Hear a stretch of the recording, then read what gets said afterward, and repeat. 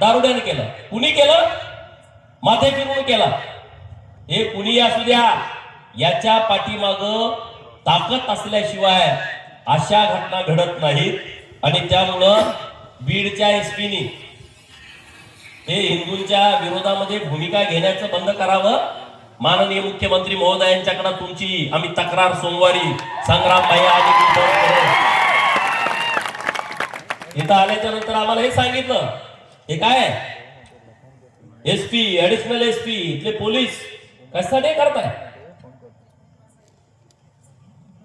तुम्ही कुठं औरंगजेबाच्या दरबारात काय जी हुजूर करण्यासाठी नाही आहे? अरे आमची लोक कधी यांना त्रास देत नाहीत. काय हे घडतंय? कोण घडवतंय? लव जिहादच्या घटना रोज होत आहेत. पोरींना फसवलं जातं हिंदूंच्या फेसबुक वरनं. त्या पोरींना टार्गेट केलं जात आहे. इंस्टावरनं नावं बदलायची, हिंदूंची नावं लावायची, हिंदू देवदेवांचे फोटो इंस्टाला आयडीला लावायचे, पोरींना एकदा जाळ्यामध्ये घ्यायचं, अन्याय अत्याचार करायचा, व्हिडिओ तयार करायचे, ते व्हिडिओ दुसऱ्या पोरांना द्यायचे, त्याला परत व्हिडिओ करायचा, भीती घालायची, आईला दाखवतो, वडिलांना दाखवतो, तिसऱ्याला द्यायचा. काय प्रकार आहे? आणि मग परत आमच्या महाराष्ट्रात आहेतच थोर विचारवंत, मग त्यांना प्रेम झालं म्हणून काय झालं? काय जरा तर लाजा. रोज हे प्रकार घडतायत. लँड जिहाद, सरकारी जागेवरती अतिक्रमण. उमापूरमध्ये काय आहे? उमापूरमध्ये सुद्धा तुम्हाला जागा दिली किती? तुम्ही धरले किती? प्रशासनाला ही जबाबदारी ना. उमापूरमध्ये ग्रामपंचायतनं जी कब्रस्तानला जागा दिली आहे त्याच्यात 3 पट जागा धरल्या आहे. तुमच्या काय बापाची जागा आहे का रे? ती परत करा. सरकारची मालमत्ता, इथल्या प्रशासनाची जबाबदारी आहे. तुमचं काम आहे, तुमचं कर्तव्य आहे सरकारी जागेचं संरक्षण करणं. ही लोकप्रतिनिधींची जबाबदारी आहे आणि प्रशासनाची पण जबाबदारी आहे. आणि म्हणून या बीड जिल्ह्यामध्ये जिथं जिथं सरकारी जागेवरती अतिक्रमण झालं असेल, गॅरेज टाकायची मोठी मोठी, भंगार गोळा करायची दुकानं टाकायची मोठी मोठी, मशिदी बांधायच्या, इथं बांध तिथं बांध. अरे काय त्याला परवानगी आहे का? जिल्हाधिकारी बीड, त्यांना आता त्यांची भावना काय मला माहित नाही, पण ते चेक करा प्रार्थना स्थळ कुठं कुठं आहेत, त्याला परवानगी आहे का? ती जागा दिली आहे का? त्या जागेची परवानगी दिली आहे का? ते बांधकाम कुठून झालं? ते पैसे आले कुठून? अरे आम्हाला सभा मंडप बांधायचं म्हणलं तर आमदार खासदाराकडे जावं लागतंय. मग तुम्ही 2-2, 3-3 मजली बनवताय कुठून? पैसे कुठून आले? याच्या मुळापर्यंत तुम्ही गेला पाहिजे. हे बांधताय कुठून? कुठून पैसे आले? याचा सगळा तपास हा सगळा पोलिसांनी केला पाहिजे. अरे मोगल गेले, औरंगजेब गेला, निजाम मातीत गाडला गेला.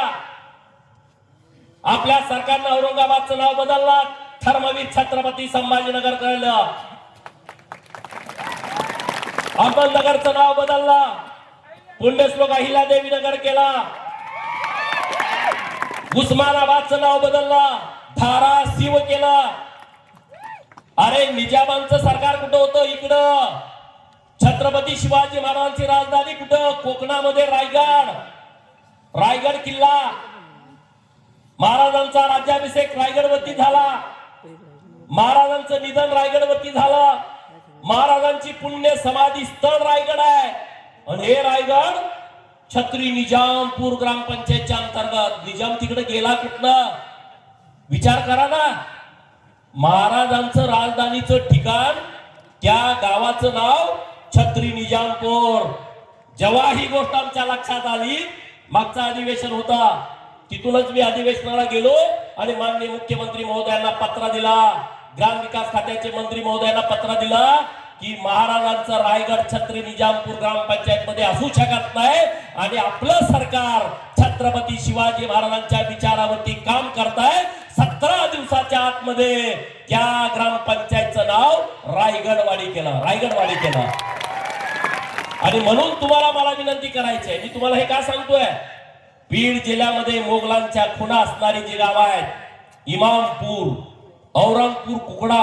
अरे आता मातीत गाडला तरी पण औरंगपूर कुकडा इथं कस काय, शहाजहानपूर, उमरात खालसा, दगडी शहाजहानपूर, सुलतानपूर, अरे ही नावं आता पुसून टाका ना, मूळ नावं काय शोधा. तिकडं पाकिस्तानमध्ये मागच्या 2 महिन्यापूर्वी तिथल्या एका राज्य सरकारनं भूमिका अशी घेतली, लाहोरचं नाव कृष्णनगर करायचं. मी इथलं नाही सांगत, पाकिस्तान मधलं तिथलं सरकार म्हणतंय लाहोरचं नाव कृष्णनगर होतं ते कृष्णनगर करा. तिथले कट्टरपंथी विरोधात गेले म्हणून तो निर्णय थांबला. सुन्नी नगरचं नाव संत नगर करा. तिथली लोक म्हणायला लागले अरे तुम्ही जागा व्हा.